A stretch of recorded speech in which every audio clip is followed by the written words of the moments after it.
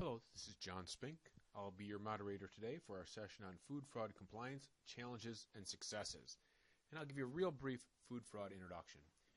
First, though, to say it's really been an amazing journey for food fraud as it's come along. I guess there's a thought that we've been thinking about having a baby and then been pregnant for a while, and now the baby's born.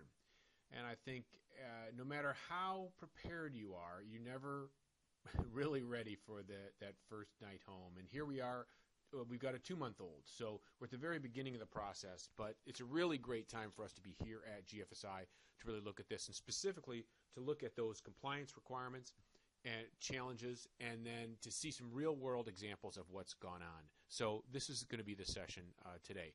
We all have committed to very short presentations, so we'll have a lot of time to talk, but all of us have a lot more information on our websites and available to you. First off, MSU, we're just a university, so one of the things we do is teach, and the main programs we have for food fraud are these MOOCs, Massive Open Online Courses. They're free, open, and online. We have overview, a food fraud audit guide, and we now have a new food defense audit guide. These are targeted at GFSI. And then we have a number of other courses, including graduate courses that are all online. First off, to also really thank the progress here. GFSI has been a great a supporter, but also we have a food fraud think tank. And members include Dannon, Mars, Cargill, Wegmans, Mondelez, Hershey's, and now Woolworths from Australia. Thank you for them. Really the key that they've been doing is really to help us expand on the capacity building, being able to really engage with GFSI and others. So if you're interested in working together with us, please feel free to contact me or any of those member companies. Just as a real framing here, we need to look at food fraud prevention in relation to all other types of food risks. So the food risk matrix helps present this. All food risks for an enterprise must be addressed. Someone here is accountable in this room, probably. If you're looking at Frederic Rene here, he's held accountable for all of these. So if you work for him, you are also going to be held accountable for these. Food safety and food defense, we know these have been things that we've been working on for a while. Food fraud's new, especially in the terms of the motivation. We need to understand the root cause if we're going to try to prevent it. And food quality is in here as well, because these are really a lot of quality management systems, as a food safety management system is. On one column, it's unintentional. The other column, it's intentional. This is how we split it up. For food defense, the intent is harm for someone else, trying to hurt someone. For food fraud, it's economic gain for themselves. Food terrorism is in here, but that's really focused, very focused. The FDA focuses on intentional adulteration, which is wide-scale harms, a little bigger, but that's still not all types of food defense. And economically motivated adulteration is officially defined, and it has a scope by FDA, and that fits within food fraud as a substance. And to real quickly look at the history of GFSI food fraud prevention, really a lot's gone on in a very short period of time. Really, 2011 was the first time that we at MSU interacted with GFSI during some meetings at MSU.